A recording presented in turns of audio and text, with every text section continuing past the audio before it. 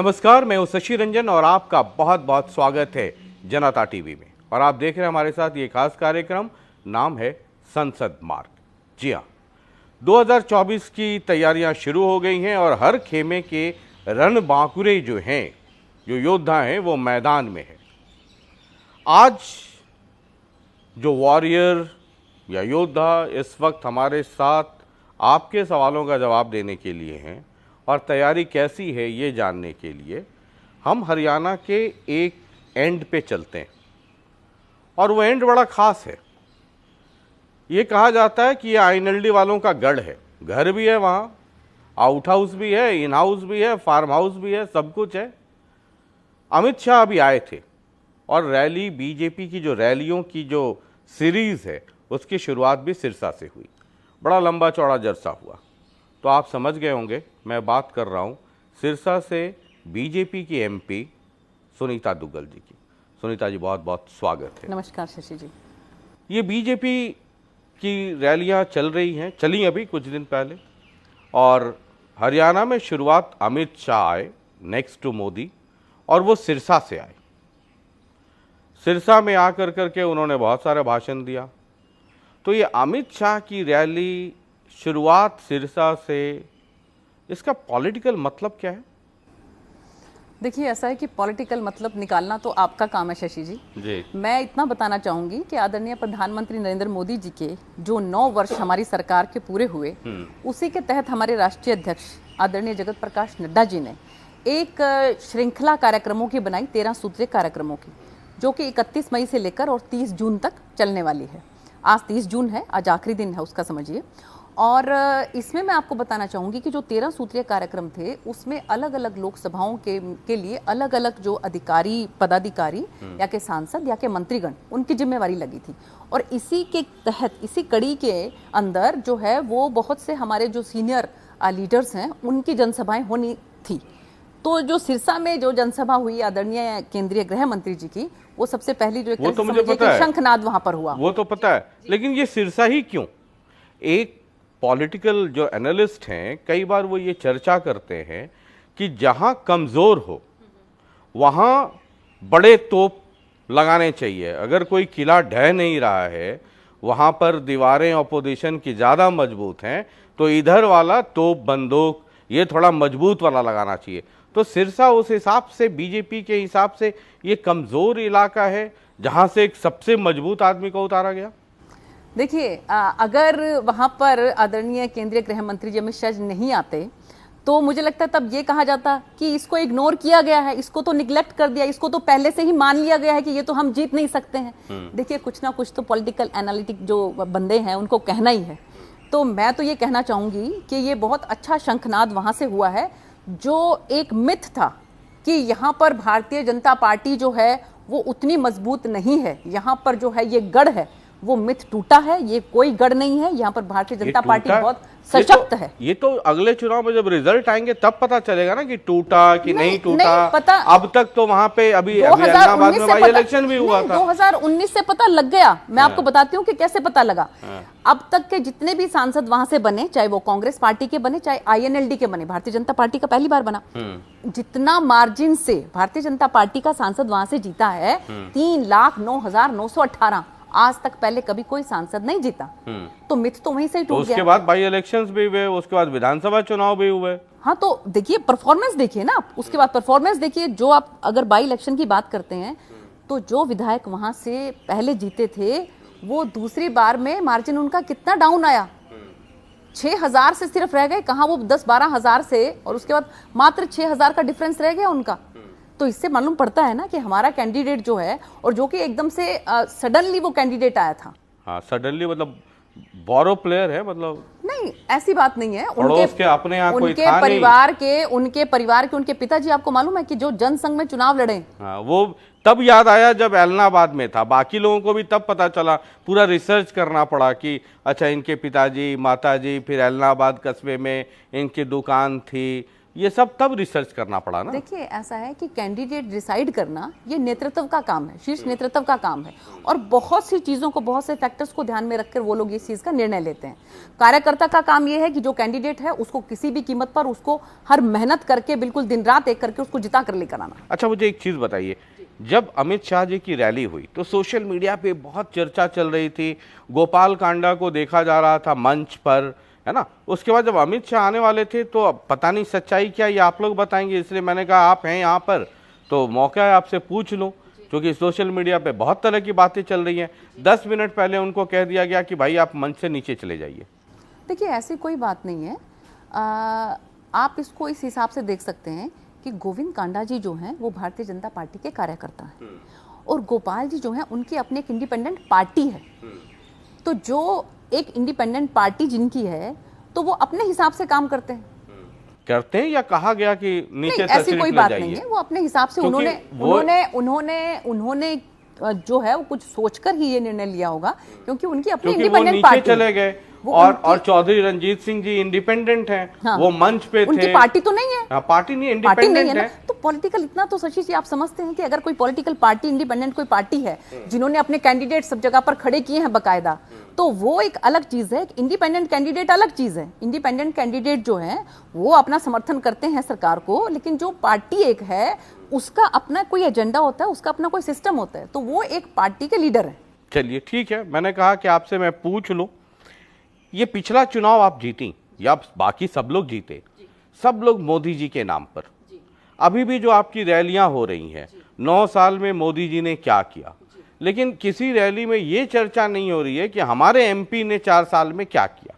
तो इस बार भी मतलब मोदी नाम केवलम, मोदी ने 370 हटा दिया, मोदी जी ने राम मंदिर वो बनवा देंगे, अभी ये यूसीसी की बात हो रही है ना।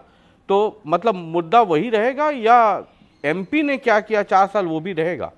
देखिए हम लोग जो मैदान में जा रहे हैं, जिस तरह से आदरणीय केंद्रीय गृह मंत्री जी ने अपनी जो जनसभा की, उसमें उन्होंने जितना देर आदरणीय प्रधानमंत्री नरेंद्र मोदी जी के 9 साल के जो जन कल्याणकारी काम हैं उनके बारे में बताया, माननीय मुख्यमंत्री जी के कामों के बारे में बताया, तो मुझे लगता है कि कुछ शब्द शायद उन्होंने जो वहां की सांसद ने काम किए उसके बारे में भी उन्होंने बताया। आपके बारे में कहा कि बड़ा 100% अटेंडेंस रहता है वहां, और इसके अलावा उन्होंने ये भी कहा कि आप लोगों के कामों के लिए ये वहां पे मंत्रियों से झगड़ा भी कर लेती हैं, और इसके साथ साथ अगर जरूरत पड़े तो गिड़गिड़ा भी लेती हैं।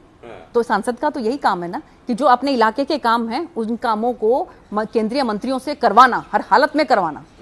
तो ये मैं कर रही हूँ।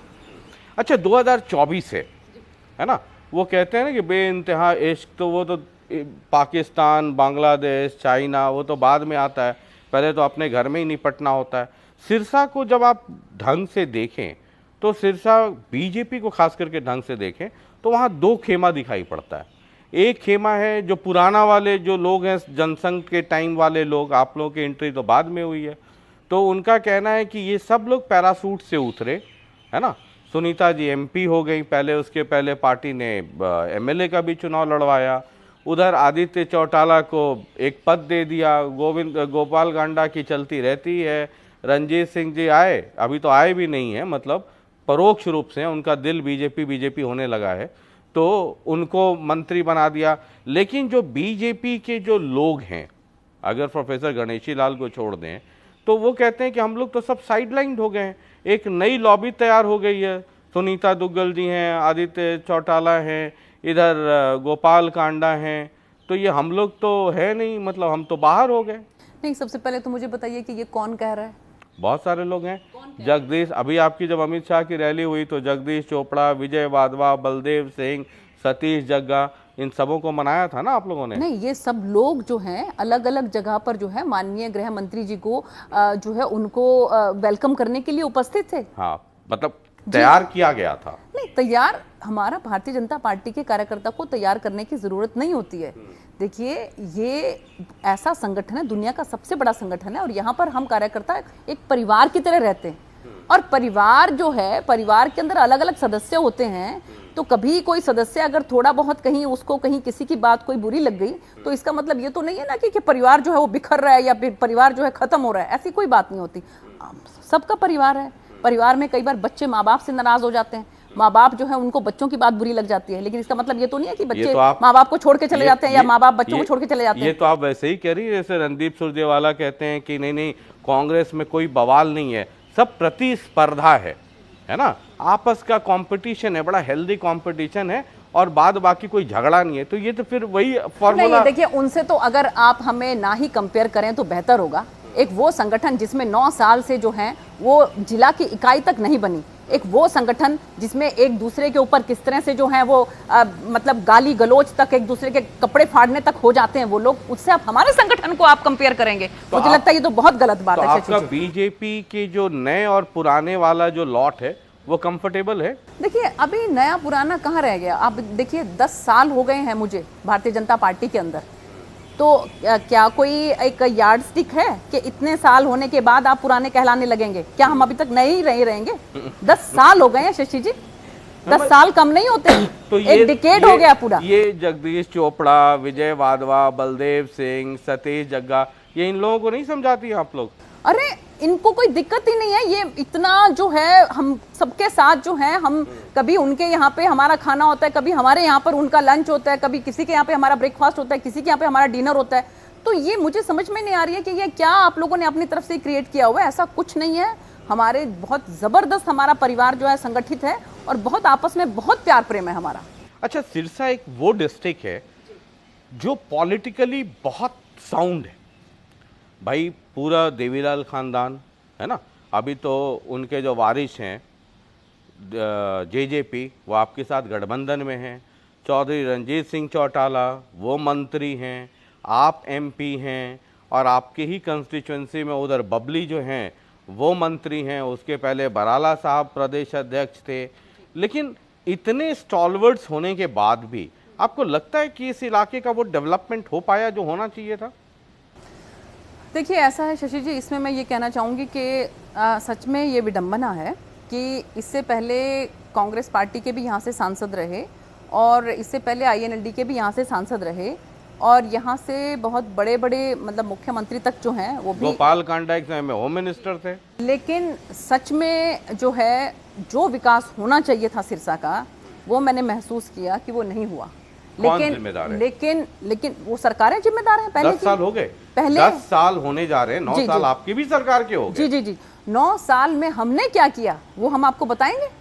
9 साल में हमारी सरकार ने वहां पर क्या किया और बिना किसी भेदभाव के, मैं तो तहे दिल से धन्यवाद करना चाहती हूँ हमारे मुख्यमंत्री जी का कि जिन्होंने ये नहीं देखा कि यहाँ पर जो है 5 विधानसभाओं में से एक भी विधानसभा हमारे पास नहीं है, लेकिन फिर भी वो बार बार वहां पर आते भी हैं, बार बार वहां के लिए हजारों हजार करोड़ की घोषणाएं भी करके जाते हैं और वो धरातल के ऊपर लागू भी होती हैं। जब मैं आईएनएलडी का जिक्र कर रहा हूँ या फिर उस इलाके में जितनी चौधर है उनकी भी बात कर रहा हूँ, तो एक मैं देख रहा था आपका एक स्टेटमेंट कहीं मुझे मिला, आप कह रही हैं कि नाम के पीछे गाँव लगा देने से, गाँव का नाम लगा देने से कुछ हो नहीं जाता है। अब ये तो चौटाला भी लगाते हैं, ओम प्रकाश चौटाला भी लगाते हैं, रंजीत चौटाला भी लगाते हैं, आजकल जो आपके साथ गाड़ी में घूम रहे हैं सरकार के गठबंधन वाली गाड़ी में दुष्यंत, वो भी चौटाला लगाते हैं। तो ये तो आपने एक स्टेटमेंट में सबको यहाँ से वहाँ तक नाप दिया। शशि जी देखिए, मुझे ये लगता है कि आप जिस इलाके के रिप्रेजेंटेटिव होते हैं वहाँ के लिए आपकी एक खास जिम्मेवारी बनती है कि उस इलाके के लिए आप कोशिश करके जितना भी हो सके विकास करवाएं। जब आदरणीय मुख्यमंत्री जी जनसंवाद के तहत वहाँ पर आए और उन्होंने चौटाला गांव के अंदर कम्युनिटी सेंटर जो है उसके लिए उन्होंने अनाउंस किया, तो मुझे थोड़ा सा तकलीफ इस बात की हुई कि इतना पीछे चौटाला लगे होने के बावजूद आज तक चौटाला गांव में कम्युनिटी सेंटर तक नहीं था। दर्जन भर चौटाला है पॉलिटिक्स में। नहीं तो और हर पार्टी में है। जी मैं थोड़ा सा बस यही बात कहना चाह रही थी कि हम जिस गांव की चौधर को लेकर जो है वो हम दुनिया भर में मशहूर होते हैं, उस गांव के लिए हम क्या क्या कर रहे हैं, मुझे लगता है कि ये थोड़ा सा जिम्मेवारी के साथ अगर हम समझें तो वो गांव आज जो है सबके लिए एक नज़ीर बन सकता था कि ऐसा ही गांव जो है सबको बनाना चाहिए अपना अपना। तो उसमें ओम प्रकाश चौटाला फेल है ना? मैं फेल की बात नहीं कर रही हूँ, मैं फेल की बात नहीं कर रही हूँ, मैं ये बता रही हूँ कि अब हमारी सरकार है और हमारी सरकार में जो है दुष्यंत जी जो हैं वो भी साझेदार हैं और जो रंजीत जी हैं वो भी साझेदार हैं। तो आदित्य चौटाला भी हैं, बीच में है, खूब भवन में थे, चेयरमैन फिर है, उनको कुछ कर दिया तो इन सब लोगों के मिले जुले असर से ही तो अब हमारी सरकार में ये कम्युनिटी सेंटर बना है। 10 साल 9 साल बाद नहीं, मैं वही तो बात कह रही हूँ कि इससे पहले जो है वो देखभाल उतनी सिरसा की नहीं की गई जितनी अब हमारी सरकार में माननीय मुख्यमंत्री जी के नेतृत्व में हो रहा है। हाँ, तो इसका मतलब हुआ ना कि ये जितने मतलब शशि जी आपने निकालना है, आप क्या निकालते हैं ये आपके ऊपर। देखिए, आप मुझे ज्यादा, मैं एवरेज इंटेलिजेंस वाला आदमी हूँ, मुझे साफ साफ बताया कि मैं उतना होशियार नहीं हूँ कि आप इशारा करेंगे और मैं समझ जाऊंगा। नहीं, देखिए अगर चौटाला गांव नाजिर नहीं बन पाया है ना, deputy PM, CM, deputy CM, मंत्री, सबका ताल्लुक वहां से। आदित्य चौटाला जो बीजेपी में उस इलाके की सो कॉल्ड चौधर संभालते हैं इस पार्टी में, है ना, तो इन सबों के रहते कम्युनिटी सेंटर तक नहीं बन पाया।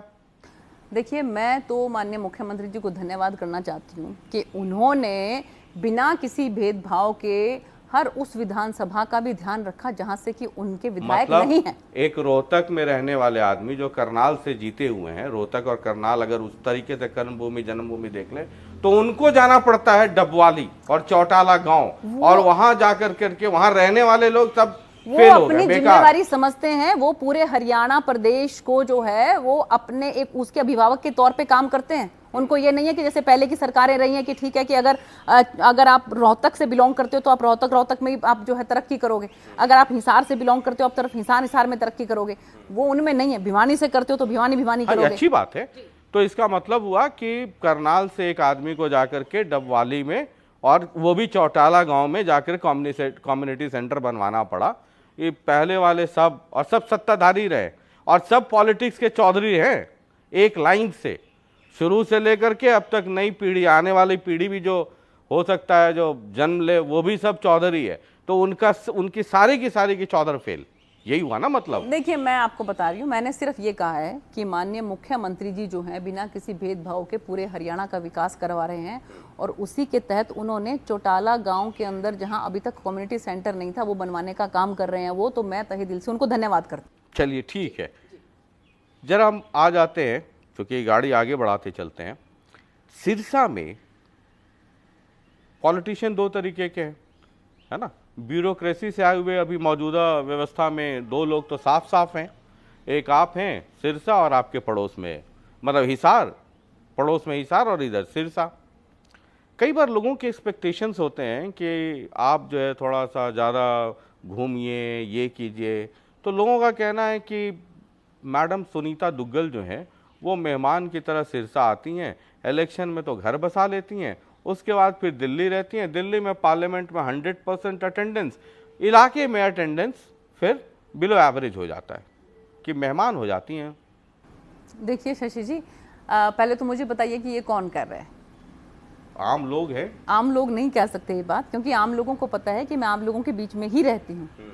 जितना ज़्यादा मैं आम लोगों के बीच में रहती हूँ, चाहे किसी के सुख में है किसी के दुख में है, अगर मैं किसी गांव में जाती हूँ किसी कार्यक्रम में और मुझे ये पता लग जाए कि इस गांव के अंदर कहीं कोई दुख है, कोई तकलीफ है, तो मैं बिना किसी इंफॉर्मेशन के, बल्कि एक तरह से सोचिए अचानक से ही उनके यहाँ पर पहुँच जाती हूँ कि आपके दुख के अंदर आपका जनप्रतिनिधि शरीक है।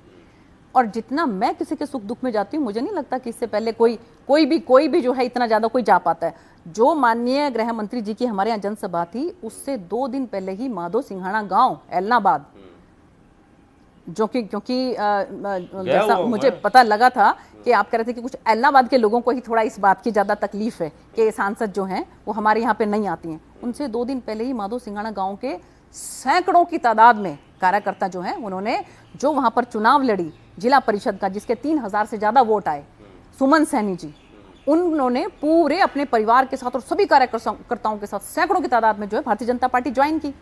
तो ये तकलीफ जो है ना, ये तकलीफ जो है उनको कुछ कहने पे मजबूर करती है। वो और कोई मुझ पर किसी भी तरह का कोई वो नहीं लगा सकते, तो कुछ तो लोग कहेंगे, लोगों का काम है कहना। कहते हैं कि जैसे आप जब जीत के गई तो जीत में इतनी मगन हो गई कि एक परंपरा रहती है कि धन्यवादी यात्रा जो आजकल पॉलिटिशियंस निकालते हैं, शुक्रिया अदा करने, जिसने वोट दिया उसको भी, जो नहीं दिया। अब मुझे जानकारी नहीं है इसलिए मैं साफ साफ कह रहा हूँ। कह रहे थे कि धन्यवादी दौरा तक नहीं किया सुनीता दुग्गल जी ने। जब कोरोना हुआ तो दुग्गल जी को हम ढूंढ रहे थे कि दुग्गल जी कहाँ हैं, किसी ने मुझे कहा कि कोई एक जा करके कंप्लेन कर दिया था कि गुमशुदगी की रिपोर्ट लिखवा दी थी आपके खिलाफ। यही मैं बताना चाह रही हूँ आपको कि जब कुछ कहने को नहीं मिलता विपक्षी दलों को तो वो इस तरह के कारनामे करते हैं। कोरोना में मैं जब भी लोगों के बीच में जाती थी, जिस तरह से जो चाहे ऑक्सीजन सिलेंडर्स की बात करें, चाहे आप जो है वहाँ पर यूक्रेन से बच्चों को लाने की बात करें, अलग अलग देशों में जो बच्चे हमारे उस एरिया के फंसे हुए थे, अगर आप उनकी वीडियोस देख लें तो आपकी आंखों में आंसू आ जाएंगे। मैंने खुद जो है वो फ़ोन कर, जब यूक्रेन के अंदर वो तहखाने के अंदर बच्चे बंद थे, वहाँ से उनको फ़ोन कर करके और मैंने किस तरह से उनको हिम्मत बंधाकर और अपने देश के अंदर मैं लेकर आई हूँ। कोरोना में जितना काम किया, बात सिर्फ यही है कि कुछ तो आपको कहना ही है। मैंने जब कोरोना के अंदर मैं लोगों के बीच में जाती थी मास्क लगाकर, तो कहते थे कि दिल्ली से कोरोना ले आई है, यहाँ पर सब में फैलाएगी। और मैं अगर जाओ तब आफत, ना जाओ तब आफत जी, और अगर मैं ना जा रही हूं तो फिर ये कह रहे हैं कि देखिए जी ये आ नहीं रही हैं। और सेम यही बात मैं आपको बताती हूँ, उसके बाद जो किसान जो आंदोलन चला, किसान आंदोलन के अंदर भी डबवाली के अंदर मैं गई और जो बुरी तरह से जो वहां पर जो विपक्षी दलों के सिर्फ कुछ चंद लोगों ने जिस तरह से मेरी गाड़ी को तोड़ा, लेकिन फिर भी मैंने वहां पे वो कार्यक्रम किया, तो उनका सिर्फ मकसद ही ये है कि सुनीता दुग्गल अगर गांव में आएगी तो गांव के लोग जो हैं वो बिल्कुल इनके साथ जो है लग जाएंगे। तो इसलिए कोशिश करो कि ना आ पाएं। अब तो सब कुछ ठीक है, अब तो सब कुछ ठीक है ना, लेकिन अभी भी ताज़ा उदाहरण है कि मैं डींग के सरपंच के यहाँ पर किसी कार्यक्रम के अंदर गई और तो वहाँ की एक जो महिला सरपंच हैं वो अपने कार्यकर्ताओं के साथ आई और डंडे लेकर मेरी गाड़ियों के ऊपर उन्होंने दनादन मारने शुरू कर दिए कि हम घुसने नहीं देंगे। अरे आप एक काम करिए ना, हम घुसने नहीं देंगे और हम घुसेंगे अगर तो फिर आप जो है हम आपको गाड़ी तोड़ेंगे, और अगर आप नहीं आएंगे तो हम ये कहेंगे कि आप आ नहीं रही हैं। तो ये चित भी उनकी और पट भी उनकी। लेकिन जनता सब समझती है कि सुनीता दुग्गल जो है जहां पर भी काम करती है पूरी शिद्दत के साथ काम करती है। अगर पार्लियामेंट के अंदर आवाज उठाती हूँ तो जब पार्लियामेंट नहीं होती हूँ तो उन लोगों के बीच में रहती हूँ और उन लोगों के साथ रहती हूँ। ये कितना सही है। कई जो आपके विरोधी है, ये सही बात है, सब आपका गुणगान तो करेंगे नहीं। तो जो आपके विरोधी हैं वो ये कहते हैं कि जरा मैडम से मुलाकात हो तो पूछिएगा कि पूरे सिरसा में कोई प्रॉपर ऑफिस कि आप नहीं होती हो तो वहाँ जा करके दुख सुख बता पाएँ, कोई ऑफिस हो तो उसका पता पूछिएगा। जी देखिए, मेरा घर है वहाँ पर सेक्टर 20 में सिरसा में। वहाँ पर बाकायदा सभी डिस्प्ले किए हुए हैं नंबर्स भी कि इस नंबर्स के ऊपर भी आप कांटेक्ट कर सकते हैं और वहाँ पर जाकर भी बाकायदा वहाँ पर ऑफिस जो है वहाँ पर रहता है ऑफिस बेरर, उसको आप अपनी लेटर्स दे सकते हैं। और मैं खुद भी रहती हूँ वहाँ पर, और अब मैंने वहाँ पर अपना घर भी बना लिया है। वो तो अच्छा, ये घर वाली बात आपने की, बहुत इंटरेस्टिंग है। जब मैं, आपको पता है कि जब मैं जाता हूँ इंटरव्यू करने तो 2-4 दिन खूब रिसर्च करता हूँ, इलाके में बात करता हूँ, तो मुझे कई लोगों ने ये बताया कि 2019 में जब आप कैंपेन कर रही थी तो आपने बताया कि देखो अब मैंने तो घर भी यही बना लिया है। सिरसा वालों को बोला कि सिरसा में घर बना लिया है, फतेहाबाद में भी शायद आपने कोई एक कहीं आसपास में कोई घर बनाया है, रतिया में भी जब आप विधानसभा चुनाव लड़ रही थी तो बताया कि घर बनाया है। तो लोग कह रहे हैं, अब देखिए मतलब जनता तो जनार्दन है, उनको तो एमपी एमएलए बनना नहीं है कि टिकट लेने के लिए किसी से डरने की भी ज़रूरत है। वो कह रहे हैं कि ज़रा पूछिएगा कि मैडम कौन वाले घर में रहती हैं, दिल्ली वाले घर में, सिरसा वाले घर में, फतेहाबाद वाले में या रतिया में। 2014 से हम उनके घर की बात सुन रहे हैं और फतेहाबाद में तो किसी घर में आपने कोई जलसा वलसा भी किया था, लेकिन कह रहे कि जरा जाके देखिए कि वहाँ कोई रहता भी है कि नहीं रहता है। शशि जी ये पूछिएगा, ये सारे देखिए बिल्कुल बिल्कुल। आप, मैं बड़ी खुशी है मुझे इस बात की कि जो भी सवाल हैं वो मेरे सामने आने चाहिए ताकि मैं उसका सही तरीके से जवाब दे सकूं। हाँ, लोगों को इस बात का पता लग सके। तो देखिए शशि जी, ऐसा है कि ये घर मेरा कोई परमानेंट घर नहीं है। हाँ, ये तो सरकारी है। कब तक सरकारी है, कब तक रहना यहाँ, कब तक नहीं, ये तो परमात्मा जाने, जनता जनार्दन जाने। जहाँ से टिकट मिलेगा वो लोग तय करेंगे, वो लोग तय करेंगे इस घर में रहना है कि नहीं रहना है। नंबर एक बात। नंबर दूसरी बात है कि मेरे पास इतना मैं कोई इंडस्ट्रियलिस्ट नहीं हूँ, मैं कोई बहुत बड़ी लैंडलॉर्ड या बहुत बड़ी पैसे वाली नहीं हूँ। मैंने फतेहाबाद के अंदर किराए पे जो है वो घर लिया था इलेक्शन के समय में। उसके बाद मैंने फतेहाबाद के अंदर पंचायत ऑफिस में अपना दफ्तर खोला हुआ है बाकायदा। वो सुबह से लेकर शाम 5 बजे तक ऑफिस रहता है और वहाँ पर हजारों हजार की संख्या में वहाँ पर लोग अपनी समस्याओं को लेकर आते हैं और वहाँ पर बाकायदा जो है ऑफिस बीरर हैं, सब कुछ है वहाँ पर। और इसके साथ ही सिरसा के अंदर भी मैंने इलेक्शन के समय में किराए पर मकान लिया था। उसके बाद मैंने अब बैंक से कर्जा लेकर अपना मकान बना लिया है और मैं बहुत जल्द जो है वो किराए का मकान छोड़कर उसमें एंटर करने वाली हूँ। तो फिर देखिए, अब आप ये कह रही हैं, फिर लोग कहेंगे कि जब जब चुनाव आता है तो या तो आप किराए पे लेती हैं या बैंक से लोन लेकर के घर लेती हैं। नहीं, मैंने बीच के समय में आप फिर नहीं, देखिए ये कोई आसान बात नहीं होती घर बनाना। इससे पहले मैंने घर कब बनाया? किसने कहा कि मैंने पहले घर बनाया? पे ही लिया। किराए पे तो लेना ही पड़ेगा ना। अगर आप एक इलाके को रिप्रेजेंट करते हैं तो वहां पे आपका घर नहीं होना चाहिए क्या? हाँ, एकदम होना, वही तो लोग होना सोच चाहिए रहे ना। तो बिल्कुल अब मेरा परमानेंट घर वहां पर सेक्टर 20 में मैंने बना लिया है, अपना परमानेंट बना लिया है, बिल्कुल बकायदा सिरसा में। जी, और बहुत जल्द जो है वो किराए वाला छोड़कर अब उसमें शिफ्ट करने वाले हैं। अच्छा, 2000 बहुत सारे एमपीज हैं, वो आजकल इच्छा जाहिर कर रहे हैं कि इस बार जी दिल्ली नहीं जाना है, आप मुझे चंडीगढ़ भेज दो।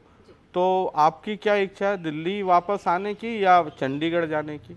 देखिए ऐसा है कि मैं भारतीय जनता पार्टी की एक कर्मठ कार्यकर्ता हूँ और ये मैं तो जो फिर हमारे वो डिप्लोमेटिक जवाब नहीं दे दिया डिप्लोमेटिक नहीं, सच में मैं आपको बताऊं कि देखिए हम जहां से राजनीति जो है हमारी खत्म होती है ना, वहां से हमारे शीर्ष नेतृत्व की राजनीति शुरू होती है।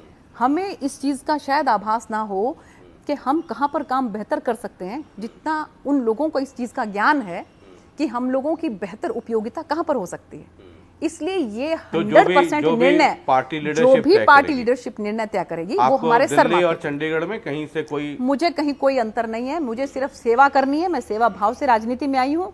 तो इसलिए जहां भी निर्णय संगठन करेगा। एक प्रोफेसर रविंद्र बलियाला को जानती होंगी आप, 2014 में आपके खिलाफ चुनाव लड़े थे, बिल्कुल INLD से जीते। आजकल उसी घर में सब आजकल बीजेपी में ही आ रहे हैं, 2019 तक वो भी आ गए।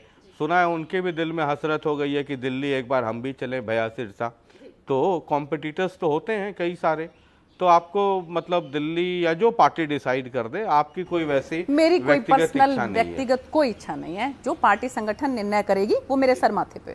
चलिए, एक गठबंधन चल रहा है और आपसे ये सवाल ना करूं तो बड़ा नाइंसाफी हो जाएगी। गठबंधन के बारे में कई तरह की अटकलें चल रही हैं, बाजार घर में होगा क्या नहीं होगा, ना इधर वाले जानते हैं ना उधर वाले जानते हैं, एटलीस्ट हरियाणा वाले तो नहीं जानते जो जानते। लेकिन नेशनल पॉलिटिक्स को ध्यान में रखकर शायद मुझे जो लगता है कि बीजेपी है ना, कभी किसी गठबंधन के साथी को अलग ना करे, क्योंकि सिर्फ हरियाणा नहीं है बीजेपी, नेशनल बीजेपी के लिए पूरा हिंदुस्तान है। तो एक गलत मैसेज जा सकता है। हो सकता है जब सब लोग ये कह रहे थे कि गठबंधन टूट जाएगा तो मैं टीवी पे चला रहा था कि शायद ना टूटे अभी, क्योंकि उसकी बहुत सारी वजह हैं। अगर नहीं टूटता है और गठबंधन अगर साथ रहा तो 1-2 सीटें देनी पड़ेंगी।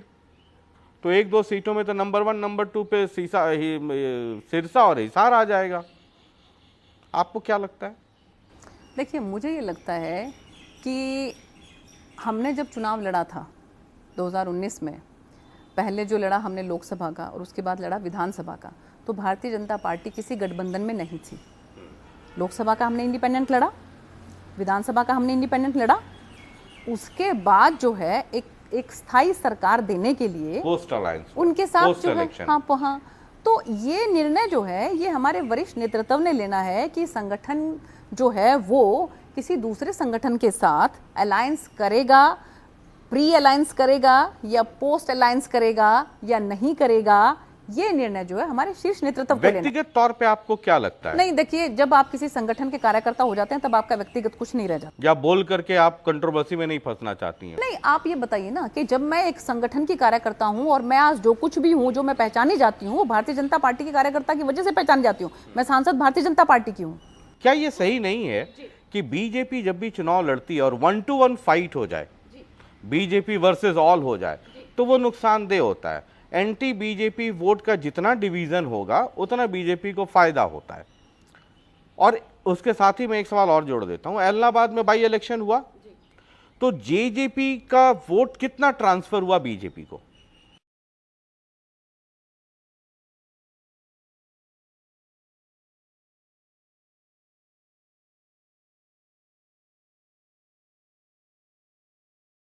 करते हैं। अरे आप MP ये हैं, उनका आप ये MP, उनका प्रेरोगेटिव है। हम उनके प्रेरोगेटिव में ग्राउंड रियलिटीज आपको ग्राउंड रियलिटीज पता नहीं, हम उनके अधिकार क्षेत्र में हस्तक्षेप नहीं करना चाहते हैं। ये उनका अधिकार क्षेत्र है कि वो निर्णय करें कि जो है कि कहां पर करने से कितना परसेंटेज है बढ़ेगा, कहां कम रहेगा, कहां ज्यादा रहेगा। IRS रही हैं, है ना, रेवेन्यू डिपार्टमेंट और वो है, वहाँ तो इतना गुणा भाग होता है, उसके बाद पॉलिटिक्स में आ गई, तो वो वाला गुणा भाग करना ज़्यादा आसान था, ये वाला थोड़ा डिफिकल्ट है क्या? मतलब आप सिरसा में हैं तो आपको पता तो होगा ही ना कि किसका वोट कितना ट्रांसफर हो रहा है। 2-3 बाई इलेक्शंस हो गया, बड़ौदा में हो गया, जींद में होगी, जींद में तो चलिए अलग अलग लड़ रहे थे, एलनाबाद हो गया, आदमपुर हो गया, तो आपको तो ये सब तो छोटे छोटे वो है ना, सेमेस्टर्स के पहले प्री सेमेस्टर्स है। देखिए इसमें फिर वही बात आती है कि मैं मेरे जुरिडिक्शन से बाहर नहीं जाती हूँ। मेरी लोकसभा के अंदर क्या गुणा भाग होगा, क्या फायदा होगा, वो जब टिकट मिलेगी, जब चुनाव में उतरेंगे तब देख लेंगे। लेकिन गठबंधन बीजेपी के हित में, हरियाणा बीजेपी के हित में गठबंधन रहना चाहिए या नहीं रहना चाहिए? व्यक्तिगत राय ये नहीं, मेरा ऐसे ही पूछा होगा ना विप्लव देव जी से। कोई विप्लव देव जी जब मिले होंगे आप लोगों से तो ऐसे ही पूछते होंगे? नहीं, बिल्कुल नहीं पूछा उन्होंने। अच्छा। हाँ, क्योंकि ये निर्णय जो है, ये निर्णय, बल्कि एक मैं आपको बताती हूँ, ये बहुत बड़ी मीडिया में गलतफहमी है कि सांसदों से या विधायकों से बुलाकर ये पूछा होगा कि गठबंधन के बारे में क्या किया जाए। ये भारतीय जनता पार्टी का संगठन है। ये जो हमारे नीचे मंडल अध्यक्ष है ना, जो हमारे पन्ना प्रमुख हैं, उनसे बुला के पूछा जाता है, बल्कि कि आप बताइए कि क्या रहने वाला है या क्या करना चाहिए। हम लोगों से जो है वो ज़्यादा इम्पोर्टेंस उन लोगों की है इस मायने में कि ग्राउंड पर क्या होना चाहिए। तो ये मीडिया में बड़ी गलतफहमी है कि सांसदों को बुलाकर उनसे पूछा कि गठबंधन रहना चाहिए कि नहीं रहना चाहिए।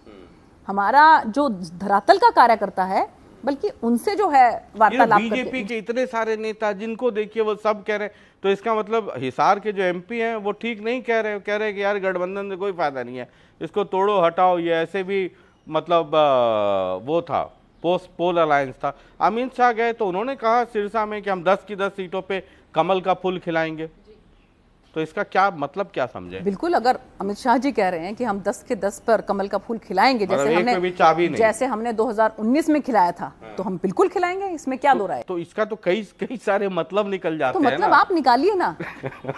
मैं तो मदद निकालने में आपकी मदद चाह रहा हूँ। तो मैं तो मतलब यही निकाल रही हूँ ना कि सिरसा से जो है वो कमल का फूल ही खिलने वाला है फिर से। चलिए ठीक है जी। INLD है तो आपका एक भतीजा है आजकल उभरते हुए पॉलिटिक्स में। आजकल तो वंशवाद पे सब लोग बहुत लंबा चौड़ा भाषण देता है, अपने घर में कम झांकता है, लेकिन आपके भतीजा आपसे कुछ कहना चाह रहे हैं, बात करना चाह रहे हैं। मैं उनके कार्यकाल को पूर्ण रूप से फेल मानता हूं, क्योंकि उन्होंने मैंने तो कभी लोकसभा के अंदर उनको सिरसा की आवाज़ें उठाते हुए नहीं देखा। आज सिरसा के अंदर नशे का इतना प्रहार है, सिरसा के अंदर विकास की इतनी ज़्यादा ज़रूरत है, लेकिन सिरसा का सांसद होने के नाते उन्होंने कभी भी लोकसभा के अंदर इन मुद्दों को उठाने का काम नहीं करा। ये INLD से है जी, क्या कहेंगी? मुझे तो इनके बुद्धि पर तरस आ रहा है कि अगर ये पढ़े लिखे हैं तो सिर्फ नेट पर जाकर चेक कर लें कि मैंने पार्लियामेंट के अंदर कितने क्वेश्चंस उठाए, कितनी डिबेट्स में पार्टिसिपेट किया, कितने जो है 0 आवर में मैंने क्वेश्चंस उठाए। हर बात के ऊपर जो है, पहले तो देखिए कुछ और बात होती थी, अब तो एक क्लिक से आपको सब पता लग जाएगा। मुझे तो बहुत तरस आ रहा है कि ये पढ़े लिखे भी हैं कि नहीं है। अगर इनको यही मालूम नहीं है, इनको सवाल करने से पहले कम से कम एक बार सिरसा लोकसभा सांसद करके सिर्फ नेट पे क्लिक कर लेना चाहिए था कि मैंने संसद के अंदर कितनी बार आवाज उठाई या नहीं उठाई। नशे के ऊपर जो है स्पेशल जो है एक डिबेट हुई थी, जिसके अंदर आदरणीय केंद्रीय गृह मंत्री जी हमारे अमित भाई शाह जी भी वहां बैठे थे, क्योंकि उन्होंने उसका रिप्लाई करना था। उस डिबेट के अंदर मैंने पार्टिसिपेट करके, बल्कि मैं आपको बताऊं कि जब आदरणीय स्पीकर महोदय जो है, इम्पोर्टेंट मसला है, हम उससे बात करते हैं। बिल्कुल बिल्कुल। तब तक जरा ये कांग्रेस के और आम आदमी पार्टी ये लोग भी आपसे कुछ बात करना चाहते हैं। जी। सिरसा जिला और हरियाणा के अंदर चिट्टा नशा व्यापक रूप से आ चुका है, परंतु अब जिस प्रकार से जब उसने पूरे हरियाणा में पैर पसार लिए और हजारों नौजवान मौत के घाट उतारे गए और हजारों नौजवानों का भविष्य अधर में चला गया, उसके बाद भी अभी तक इस प्रकार की सिर्फ बातों पे कार्रवाई हो रही है, धरातल पे कोई कार्रवाई नहीं हो रही है। सांसद महोदय ने उस टाइम कहा था कि सिरसा में नशा खत्म कर देंगे और नशा दुगना तिगुना हो गया, ना कहीं कुछ भी नहीं हुआ, ग्राउंड पे धरती पे तो कोई काम नहीं हुआ। ये नशा पे इन दोनों का सवाल है और सवाल मेरा भी है। अभी कुछ दिन पहले चंडीगढ़ में एक बड़ी बैठक भी हुई, कैंपेन भी चल रहा है। मुख्यमंत्री जब सिरसा गए तो डबवाली में को एक पुलिस डिस्ट्रिक्ट भी बनाने की बात हुई। हालांकि गए हुए काफ़ी दिन हो गया, लेकिन अब तक कुछ हुआ नहीं है। कालावाली में ड्रग एडिक्शन सेंटर था। जब मैं फरियाद एक पूरा सीरीज़ कर रहा था तो मैं कई घर में गया था जहाँ पर माओ ने अपने बेटे खोए हैं और बड़ी बुरी स्थिति है। इतना सरकार कहती है, पॉलिटिशियंस कहते हैं, अभय चौटाला बार बार ये कहते हैं कि जो सरकार सत्ता पक्ष से जुड़े हुए लोग हैं इनका इन्वॉल्वमेंट है, नेक्सस है। आप ब्यूरोक्रेट भी रही हैं, ये सरकार चाह ले और ना रुके, ये कैसे संभव है? देखिए, ये बिल्कुल सही कह रहे हो आप कि सरकार चाह ले और ना रुके, ये कैसे संभव है। यही बात जो है पंजाब के अंदर जो आम आदमी पार्टी की सरकार है वो नहीं चाहती, इसीलिए जो बुरा हाल पंजाब का है वहीं से छन छन कर, क्योंकि मेरा बॉर्डर इलाका है, वहां से सिरसा के अंदर ये आ रहा है। इसी तरह से राजस्थान के अंदर कांग्रेस की सरकार है, वहीं से छन छन के ये हमारे इलाके में आ रहा है। हम लोग तो फिर भी आप ये देखिए कि माननीय मुख्यमंत्री जी जिस तरह से इसमें संजीदा हैं, बहुत कड़ी से कड़ी कार्रवाई जो है वो करने की जो है आजकल जो चल रही है। आपने देखा होगा कि जो प्रॉपर्टी डिमोलिश की जा रही है, इससे पहले क्या कभी हुआ? और प्रॉपर्टी डिमोलिश करने में हमारे विपक्षी दलों के नेताओं को तकलीफ क्यों हो रही है? उनको आपने नोटिस किया होगा कि जो प्रॉपर्टी डिमोलिश हो रही है, नशे के कारोबार के अंदर जो लिप्त हैं, उसमें विपक्षी दलों के बहुत से नेताओं को तकलीफ हो रही है कि इनकी प्रॉपर्टी को क्यों डिमोलिश किया जा रहा है।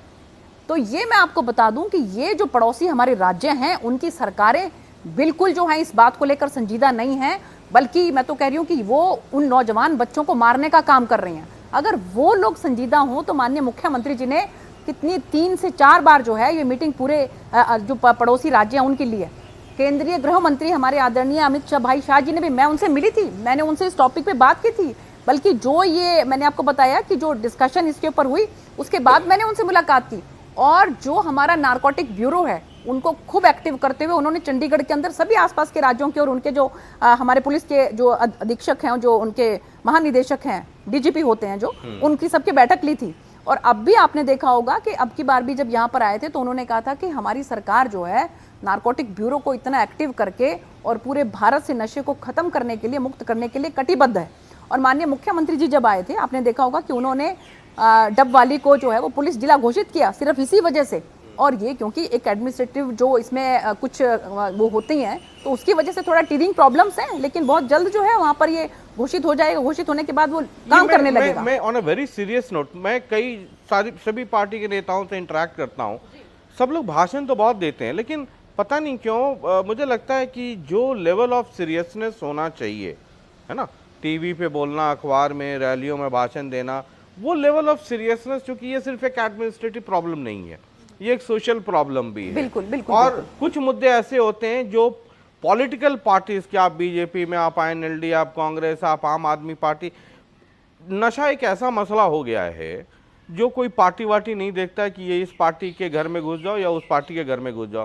क्या कभी कोई, आप तो पढ़ी लिखी है इसलिए मैं बहुत गंभीरता से पूछ रहा हूँ, क्या सारी पॉलिटिकल पार्टीज कोई एक फ्रंट बना के जिसमें सोशल ऑर्गेनाइजेशंस के भी लोग हों, एडमिनिस्ट्रेशन के भी लोग हों, इस पे एक वॉर लेवल पे हैमरिंग नहीं होनी चाहिए? बिल्कुल होनी चाहिए शशि जी। दिशा की मीटिंग होती है, मैं बाकायदा सभी जो MLAs हैं उनके पास लेटर जाता है कि वो आएँ, वो मीटिंग अटेंड करें। उस मीटिंग के अंदर हम काफ़ी देर तक इस बात के ऊपर चर्चा करते हैं और इस बात के ऊपर हम जो है वो देखते हैं कि क्या कुछ इसके अंदर से निकल कर आ सकता है। लेकिन बताइए, आप कभी भी किसी विधायक ने वो दिशा की मीटिंग अटेंड करने की कोशिश की? ये लोग सिर्फ बोलने भर के हैं और हम लोग बहुत सीरियस हैं इस बात को लेकर। खासकर मैं अपनी पर्टिकुलरली अपनी बात में कहूँ, इसीलिए नारकोटिक ब्यूरो के जो पूरे हरियाणा के चीफ थे, हेड थे, मिस्टर श्रीकांत यादव जी, उनको हम अपनी रेंज में लेकर आए। माननीय मुख्यमंत्री जी को कहकर उनको हम हिसार रेंज में लेकर आए। नहीं, ये जानना भी जरूरी है जी। कोई जो पिछली मीटिंग हुई हो इसको नशा को लेकर के जी, उसमें मान लीजिए आप शामिल हुई हो, उसमें कौन कौन MLA शामिल हुए? एक भी MLA नहीं, not even a single one. एक भी MLA उसके अंदर शामिल नहीं होता। चाहे वो गोपाल कांडा हो, चाहे वो शीशपाल हो, कोई भी, चाहे वो अमित सिहाग हो, या जो भी बाकी कोई भी क्यों ना हो, 5 में से एक भी उसके अंदर शामिल नहीं होते हैं। भाषण लंबा चौड़ा देते हैं। बिल्कुल देते हैं, बिल्कुल देते हैं। मैं पूछना चाहती हूँ, इनसे पूछना चाहती हूँ मैं बल्कि मैं तो इनको इनवाइट करना चाहती हूँ, मैं बोलना चाहती हूँ इनसे कि आए, मुझे बताएं कि क्या इनके माइंड में ऐसा है कि हम और क्या कर सकते हैं, क्योंकि जैसा आपने कहा कि ये सिर्फ और सिर्फ सरकार की जो है ना, नहीं, ये इसमें तो बड़ा मतलब एक जब तक व्यापक इसके अंदर वो नहीं होगा, क्या कभी लेकिन कोई भी एमएलए इस तरह की मीटिंग में नहीं आते? कभी कोई नहीं। दिशा की मीटिंग में बकायदा सबको मैसेज जाता है, लेकिन कभी कोई एक भी एमएलए ने कभी ना मेरे से कोई इस बात को लेकर कांटेक्ट करने की कोशिश की, और ना एमएलए कभी मैं नाम ले रहा हूं, अभय चौटाला इलाहाबाद से किसी मीटिंग में नहीं आए, गोपाल कांडा सिरसा से नहीं आए, शीशपाल कहरवाल नहीं आए, अमित सिहाग नहीं आए, एक और कौन बच गए? एक एमएलए और 4 हो गए, एक और नाम बोल रहा हूं मैं, मंत्री जी रंजीत चौटाला जी, वो भी नहीं आए। देखिए वो उनकी वहां पर जो ग्रीवेंस की उनको जो जिला मिलते हैं ना उसको कवर अप मत कीजिए। ये एक ऐसा मसला है जिस पे कोई कवर अप नहीं होना चाहिए। यानी कि नशे पर जो सरकार की दिशा की मीटिंग होती है, सुनीता दुग्गल जी कह रही हैं, और ये जाना चाहिए लाउड एंड क्लियर, इसीलिए मैं नाम लेके किसी मीटिंग में गोपाल कांडा नहीं जाते हैं जो सिरसा से एमएलए हैं, चौधरी रंजीत चौटाला जो मंत्री भी हैं रानिया से एमएलए हैं वो नहीं जाते हैं, शीशपाल कहल कांग्रेस के हैं एमएलए नहीं जाते हैं, अमित सिहाग कांग्रेस के एमएलए नहीं जाते हैं, और अभय चौटाला जो इतनी लंबी चौड़ी बात करते हैं एमएलए हैं इलाहाबाद से, वो भी नहीं जाते हैं। बिल्कुल नहीं जाते हैं। दिशा की हमारी मीटिंग होती है जिसके अंदर हम जो हमारी केंद्र की जो भी योजनाएं हैं सरकार की, वो सारी मॉनिटरिंग उसके अंदर होती है। उसके अंदर हम एक एक करके सभी बिंदुओं को लेते हैं, तो उसमें हम एक बार जो है वो नशे के ऊपर भी हम पूरी चर्चा करते हैं कि नशे के अंदर जो है वो क्या कर रहे हैं, क्या हो रहा है और क्या और आगे होना चाहिए। तो उसमें जो जगह जगह पर जैसे है ना, इस मसले पे कोई पॉलिटिक्स नहीं, लेट्स बी वेरी एकदम ब्लैक एंड व्हाइट में। दुष्यंत अभी डिप्टी सीएम है और सिरसा के रहने वाले हैं, जीते कहीं से भी, क्या उनका कभी किसी मीटिंग में कोई डायरेक्टिव कभी आपके नज़र में आया है?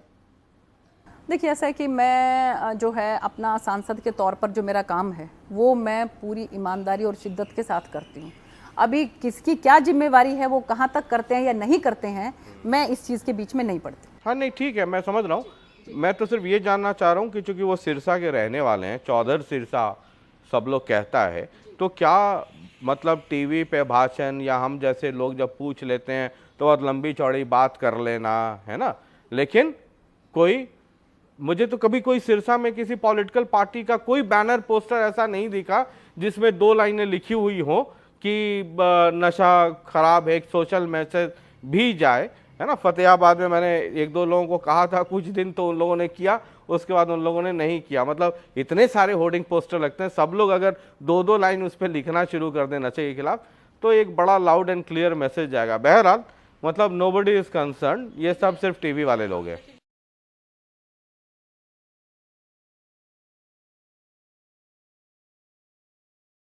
और ना मुझे इस चीज से कोई सरोकार है, मैं कि कोई कुछ करता है या नहीं करता है। मैं टिप्पणी नहीं पूछ रहा हूं, मैं तो सिर्फ जानकारी हासिल कर रहा हूं। मैं सिर्फ इतना जानती हूँ कि मेरी आप कोई भी मेरा लाइव टेलीकास्ट अगर मैं जो फेसबुक पे करती हूँ, आप कोई भी वो देख लो, कोई भी मेरा स्कूल या कॉलेज के अंदर आप किसी कार्यक्रम को मेरे देख लो, कोई ऐसा सिंगल कार्यक्रम नहीं होगा जहाँ पर मैं नशे के ऊपर बात ना करूँ। अभी पिछले दिनों बल्कि हमारे यहाँ के जो हैं वो केवल किशोर जी जो हैं वो मंत्री जी हैं, उन्होंने अपना बेटा खोया, जवान बेटा, नशे की वजह से, और उन्होंने जो है एक संकल्प लिया कि पूरे भारतवर्ष के अंदर जो है वो जगह जगह पर जागरूक करेंगे सभी स्टूडेंट्स को। तो उन्होंने एक कार्यक्रम मेरे सिरसा में भी किया, मैं खुद उसमें उपस्थित रही और बड़ी खुशी हुई मुझे। CDLU के अंदर वो कार्यक्रम हुआ था और उसमें बच्चों को जो है वो एक ओथ दिलवाई गई कि हम नशे में नहीं जाएंगे। तो जहाँ कहीं पर भी ऐसे जागरूकता के कार्यक्रम होते हैं और मुझे पता लग जाए तो मैं इसकी भी इंतजार नहीं करती कि कोई मुझे इनवाइट करेगा। ठीक है ना, पब्लिक को पता होना चाहिए कि टीवी में भाषण, रैली में भाषण, अखबार में स्टेटमेंट और ग्राउंड पे कौन क्या कितना कर रहा है। एक मीटिंग हो रही है तो उसमें जो लोकल MLAs हैं ये 5 के 5 अलग, और मतलब INLD, कांग्रेस है ना, वो कांडा साहब की पार्टी, सब लोग हैं वहाँ पे, इंडिपेंडेंट, फॉर्चुनेटली सब तरह के लोग हैं, सब तरह की पार्टियां हैं, इंडिपेंडेंट भी हैं, लेकिन कोई जाता नहीं है। ठीक है, अच्छी बात है। आपके इलाके से कुछ लोग हैं सवाल करना चाहते हैं, मेरा सिर्फ गुजारिश है कि ज़्यादा से ज़्यादा हम सवाल ले पाए। बहुत संक्षेप में करंट स्टेटस क्या है वो बताते चलिएगा जी। नमस्कार जी, मेरा नाम अरविंद जाखड़ है, मेरा गांव मनवाला है, जिला सिरसा, और मैं हल्का मेरा मंडी डबवाली है। मेरा सवाल सांसद सुनीता दुग्गल जी से है कि जब वो पहली बार सिरसा में चुनाव लड़ने के लिए आई थी तो उन्होंने सिरसा की जनता के साथ वादा किया था कि यहाँ पर जो है रोजगार के साधन उपलब्ध करवाए जाएंगे। तो अभी तक तो 4 साल का समय लगभग बीत चुका है, ना तो सिरसा में कोई बड़ा सरकारी उद्योग लाने में कामयाब हुए और ना कोई सिरसा में कोई बड़ी प्राइवेट इंडस्ट्री नहीं ला पाए। देखिए, अभी माननीय केंद्रीय गृह मंत्री जी आए थे और उन्होंने भी बताया था, तो शायद ये भी इनकी भी जानकारी में हो, तो तेजा खेड़ा, आस्था खेड़ा और चौटाला तीनों जगह पर मेगा फूड पार्क बन रहे हैं। और इसके क्या स्टेटस है उसका अभी? हाँ, वो प्रपोजल स्टेज पर है या एडमिनिस्ट्रेटिव टेक्निकल फॉर्मेलिटीज पूरी हो गई हैं, क्या है जी बिल्कुल, एडमिनिस्ट्रेटिव सारी फॉर्मेलिटीज पूरी हो गई हैं और बहुत जल्द जो है वो धरातल पर मेगा फूड पार्क तीनों जगह पर वो नजर आएंगे आपको। इसके अलावा आप ये देखिए कि बहुत 2-3 जगह पर जो है हमारे हॉर्टिकल्चर के इतने अच्छे जो है यहाँ पर सेंटर बने हैं कि मैं खुद उसमें गई हूँ और वहाँ पर वहाँ के जो लोकल किसान हैं उनको वहाँ पर के हॉर्टिकल्चर में जो बेस्ट से बेस्ट जो फ्रूट्स हैं और वो कैसे लग सकते हैं, बेस्ट से बेस्ट जो प्लांट्स हैं वो कैसे लग सकते हैं, इसकी पूरी जानकारी उन्होंने दी। और जो इसमें काम कर चुके हैं, क्योंकि हमारा ये एरिया किनू जो है यहाँ पर जो 1 डिस्ट्रिक्ट 1 प्रोडक्ट के तहत भी हम देखें तो किनू बहुत अच्छा होता है यहाँ पर, इसीलिए वो मेगा फूड पार्क यहाँ पर लेकर आए जा रहे हैं कि जो यहाँ की जो पैदाइश है उसको हम कैसे आगे बढ़ा सकते हैं। एक डबवाली में किनू वैक्सिंग प्लांट 10 साल हो गए, करोड़ रुपए के खर्च से बना, 10 साल हो गए लेकिन अब तक शुरू नहीं हुआ। और ये इलाका तो किनू प्रोडक्शन के लिए बहुत जाना जाता है और ये किनू वैक्सिंग प्लांट था, करोड़ों के खर्च से बना, 10 साल हो गए अभी तक शुरू नहीं हुआ है। मैं आपकी जानकारी के लिए बता रहा हूं। मैंने आपको बताया कि एग्रीकल्चर डिपार्टमेंट की तरफ से वहां पर कई एकड़ की जगह पर एक ये सेंटर बन चुका है। हो सकता है कि वहां पर वो चीज शिफ्ट हो गई हो, ये आप इस चीज का पता करिए, क्योंकि मैंने खुद वहां पर वो अटेंड किया है।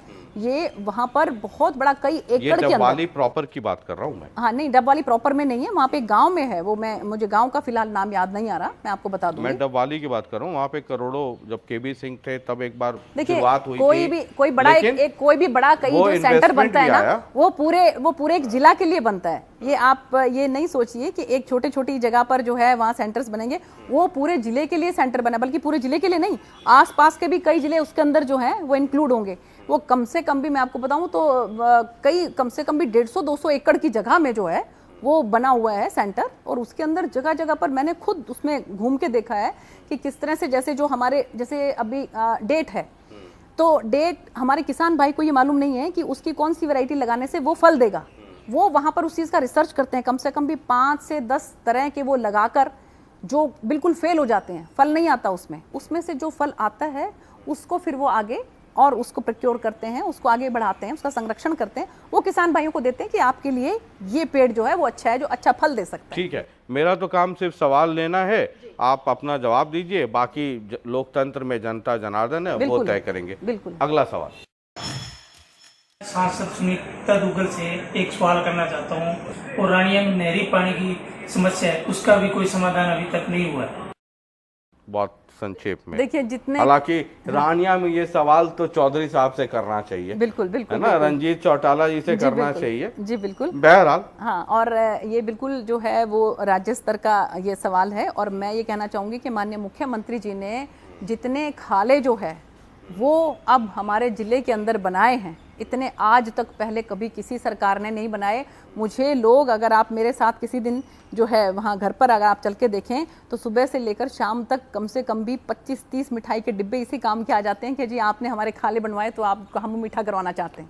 ज्यादा मिठाई मत खाइएगा, शुगर होने का खतरा है। जी, जी, वैसे हम लोग हैं नीम का पत्ता, नहीं मैं तुरंत बांट देती हूँ, तुरंत जो कार्यकर्ता वहाँ आते हैं उनको हाथ के हाथ बांट देती हूँ। आप चिंता ना कीजिए, नीम का पत्ता लेके चलता हूँ, होने ही नहीं दूंगा। अगला सवाल। नरवाना, रतिया और टोहाना में सबसे ज़्यादा कैंसर के मरीज है और उनमें भी सबसे ज़्यादा मेरे गांव में कैंसर के मरीज है। आज तक आपने कैंसर की बीमारी को से लोगों को बचाने के लिए आपने क्या किया? ये कैंसर एक बड़ा मसला ग्रो कर रहा है आपके इलाके में, और सिर्फ इधर नहीं बल्कि उसको हेपेटाइटिस बी और इवन फतेहाबाद के कई इलाके में ये पूरा जो एरिया है ये बहुत तेजी से, हालांकि ये बड़ा मसला है, सरकार को भी और समझना चाहिए कि हो क्यों रहा है। शशि जी, अगर इसको हम बारीकी से देखें ना तो ये जो माननीय प्रधानमंत्री नरेंद्र मोदी जी बार बार कह रहे हैं कि हम जो धरती है, धरती को कैसे हम जहरीला करते जा रहे हैं, ये धीरे धीरे हमें उसका भुगतान जैसे भुगतना पंजाब पड़ेगा। के कपूरथला में बिल्कुल बिल्कुल, मतलब इतना यूरिया और पेस्टिसाइड्स का इस्तेमाल हो रहा है। एग्जैक्टली। तो ये वही चीजें जो हैं धीरे धीरे अपना असर आप दिखा रही हैं। तो क्यों माननीय मुख्यमंत्री जी, माननीय प्रधानमंत्री जी बार बार कहते हैं कि हमें नेचुरल खेती की तरफ जाना चाहिए? वो तो एक अलग मसला है जी। लेकिन जो पेशेंट हैं, हाँ, जो उनके पेशेंट्स रिलीफ हैं के उनके लिए मैं आपको बताऊं कि अब तक शायद पूरे हिंदुस्तान के अंदर ये रिकॉर्ड होगा कि जितने कैंसर के पेशेंट्स जो हैं वो मैंने आदरणीय प्रधानमंत्री जी के पास जो है वो प्राइम मिनिस्टर रिलीफ फंड के लिए भेजे हैं और उनको पैसा मिला भी है। वो शायद पूरे हिंदुस्तान में किसी सांसद ने नहीं किया होगा। कितना होगा आंकड़ा लगभग लमसम? मैं अगर आपको बताऊं जब से मैंने ये स्टार्ट किया है तो कम से कम भी 150-200 के करीब होने चाहिए। ठीक है, अगला सवाल। हमारे इलाके में रेल की सुविधा नहीं है बिल्कुल ही, और ट्रेन की सुविधा हो जाए तो इससे हमारे प्रदेश का इतना विकास होएगा जिसका कोई हिसाब किताब नहीं।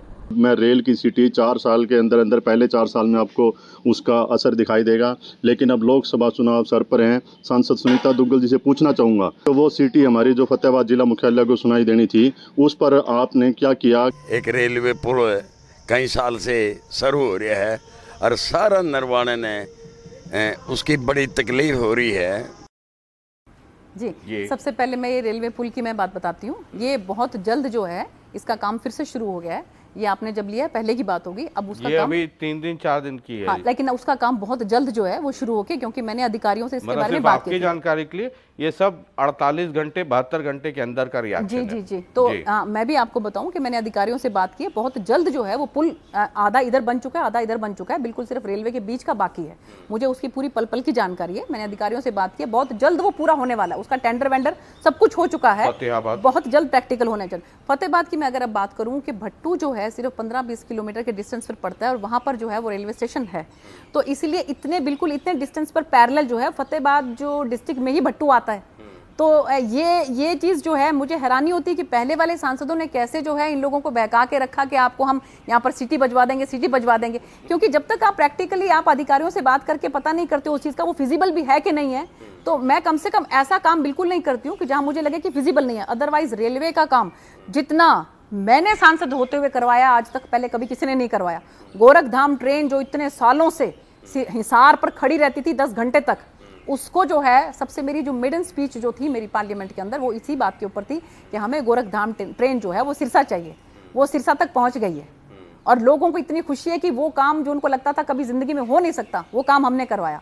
डबवाली के अंदर जम्मू तवी ट्रेन है जो उसका स्टॉपेज हमने करवाया। नरवाना के अंदर नांदेड़ जो है ट्रेन उसका स्टॉपेज हमने करवाया।